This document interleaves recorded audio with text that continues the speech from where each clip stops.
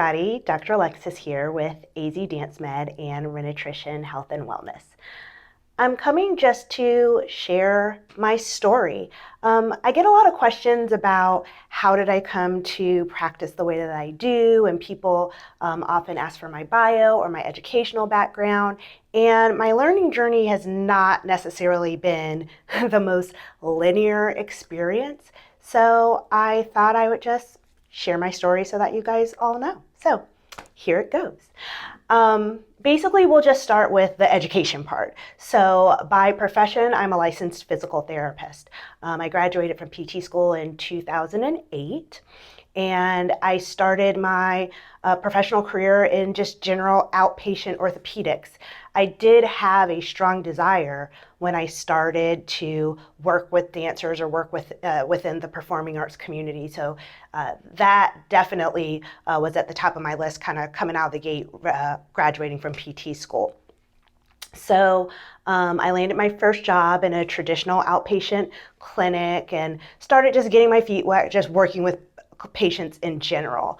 And then over the next couple of years, my organizational skills and my commitment to learning, which are still big with me to this day, kind of put me on a track towards more leadership roles. So I started kind of rising into a clinic management position or a regional manager position for therapy departments within like home health communities and other things like that.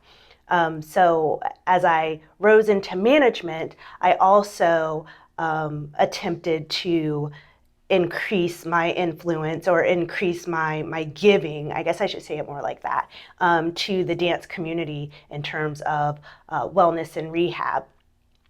It was always kind of, I guess, up to me to kind of work that angle or pursue that angle of my career. There weren't necessarily a lot of clinics out there like looking to grow their outreach into the performing arts community. So I was always kind of left to my own devices to kind of network and market and things like that. So over the years, I definitely did that. I worked within the connections that I did know. And over the years early in my career, I would start to work with a couple of dancers and performing artists here and there. So that was from about 2008 till 2010. 2010. I think in 2010, sorry, it's been a few years. In 2010, I had an opportunity to take a clinic management position in Chicago, which growing up and starting my career in Virginia, which was great, but Chicago was definitely a bigger city, more metropolitan, definitely more of an arts and performing arts presence. So I thought it'd be good to continue to grow my management experience, but also give me a bigger pool to grow as a performing arts medicine specialist. So moved to Chicago, worked with a local outpatient clinic there that had a large number of locations and a few more connections within the performing arts medicine community. So I continued to grow my skills there. And one of the best things about my work in Chicago was that the company that I worked for 100% funded my continuing education. And if I had to say, that is where my learning journey that got me to this present state in my practice started. So it was unlimited. They had a very deep and robust continuing education program for their therapists, and I took everything. And I started to develop a very strong manual sense in my therapeutic style, which you would think would be beneficial. Physical therapy, physical activity, touch, manual therapy, you would think that those would be the things that are preferred and the things that like dominate a therapist practice. Enter insurance companies, which I think they started with good intentions and they have their place, especially in catastrophic situations, but on a day-to-day basis, they can definitely work against the practitioner and the client sometimes in terms of best care and best practice. And that's kind of what I ran into when I was working in Chicago. It was not because specifically of the company that I was working for. So not trying to throw anybody under the bus in that respect. They were great. But I did run into kind of like your hands are tied, a sticky situation, a catch-22, double-edged sword, whichever word you use. My manual skills from all the continuing education were getting clients the results that they wanted, getting better faster. Everybody was happy except the insurance companies, because they continue to. A lot of insurance companies reimbursed more for other types of modalities. Not that those other types of modalities were bad, but what I was finding in my clinical examination and assessment and what was working for my clients were the things that insurance companies reimburse for the least, which largely was hands-on manual work. I know, right? I can have a whole different video just on that. But so that kind of started separating me from other therapists. My kind of, if you want to call it stubborn or just commitment to just doing the best for patients and what they needed and getting them towards their goal and back to better health as fast as possible. So I started quickly learning that, I would run into situations where it just, my hands were tied and not always being able to do exactly what I thought my patients needed in the way that they needed it to try to navigate other, fiscal needs. So after that, I eventually got out of clinical care for a while and started getting into teaching, which has always been another strong interest of mine, whether it's in dance or tutoring in PT school. I've always loved teaching. So for a couple of years, I taught for a physical therapy assistant program locally in Arizona. I moved out to Arizona in 2014 in another attempt to grow my career in another direction. Arizona, especially the Phoenix metropolitan area, has a huge presence for performing arts in the local education system. They have dance in public schools, in the pre-professional sector, and even in the professional arena. So Phoenix has tons of dance. So I moved to Phoenix with my best friend who was from here and also a dance instructor and choreographer. Started my PT career out here, started working with some private studios for conditioning and injury prevention. And that continued to grow into eventually opening up my own small space, branching out on my own, leaving the teaching opportunity. And that's essentially where AZ Dance Med started, AZ Dance Medicine Specialists. From there, we just continued to grow and flourish. And then the COVID-19 pandemic hit. After that, or during into after that, we probably all know that like performing arts, dance, fitness studios, arts programs were hit really, really hard. They were shut down for a long time. So my business almost came to like a screeching halt.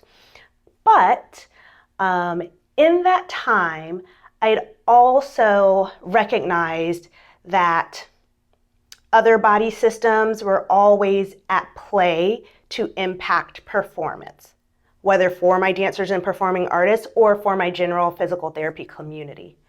So at one point, I took a kinesiotaping course. During the kinesiotaping course, the teacher recommended that I take courses in what's called neurokinetic therapy, NKT for short, which ended up being a life changer. If you've been a client and you've been here, it's the don't let me move you stuff that we do. So from kinesiotape, I was recommended to take NKT training, which helps to more specifically define neuromuscular disconnections in a more effective and efficient way.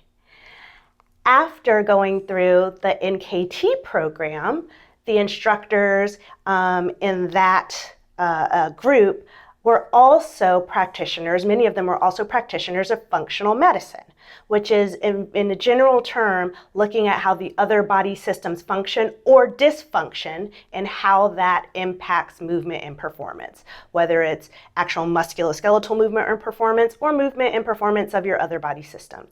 So it's basically just looking at the body to heal the body for the best body performance. So within the NKT community, there were practitioners of functional medicine. And I thought to myself, that's just, a no-brainer.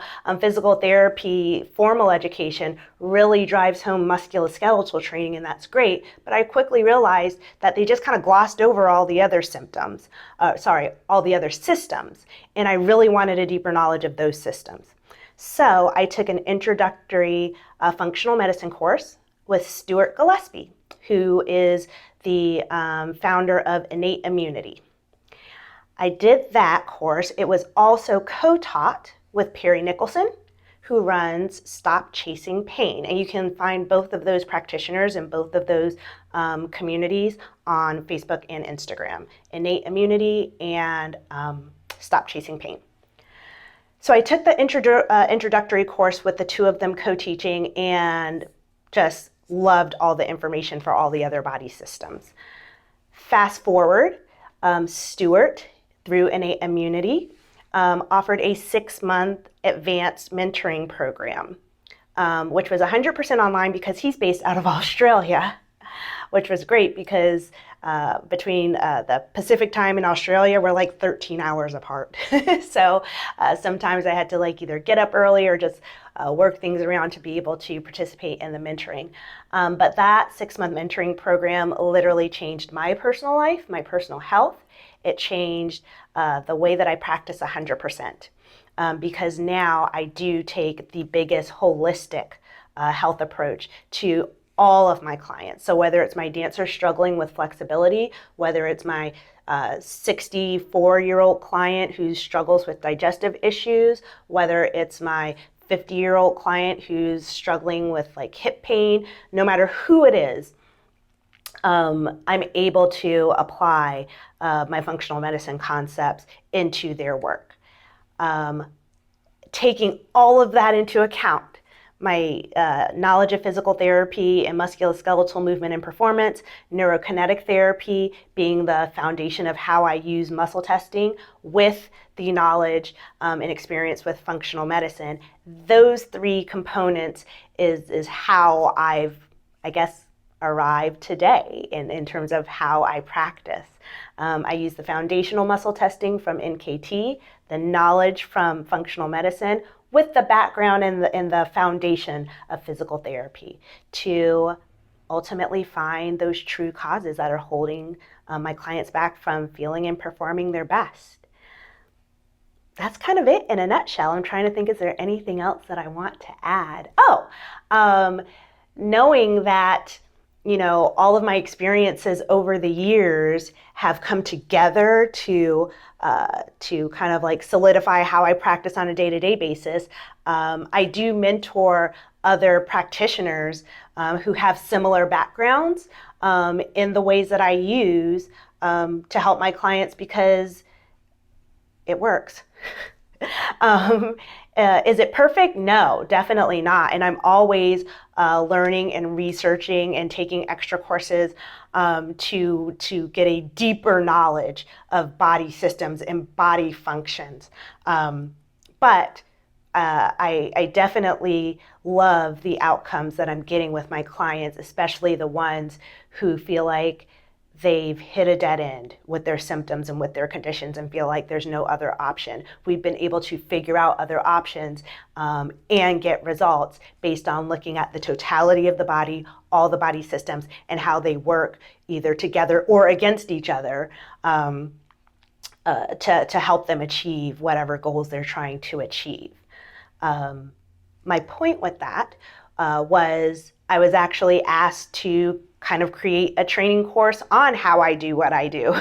So I believe it was August of 2022. I taught my first training course to a number of practitioners from various backgrounds, other physical therapists, physiotherapists, because a number of them were from Australia, that we've crossed paths in our other functional medicine trainings. Personal trainers, massage therapists, they all came together, and I gave my first training on my mapping system, how I map out how diseases and conditions have coursed through the body, and how I use that map to determine the treatment plan to help clients heal. So I think that's full circle. My education, my professional life, my bio. I hope you enjoyed listening to the story. I definitely enjoyed sharing it. And I guess the wrap-up point that I'd like to make is that for me, my success, I believe, is not by following one straight road. It's by being open to knowledge from other sources and other places, taking what does work and what does resonate with myself and my clients, and using that and integrating that and forming almost like my own treatment style that's effective for everybody, including myself. Sometimes I even amaze myself on, how my own regimens work. So yeah, that's my bio in a nutshell. So there you go, guys.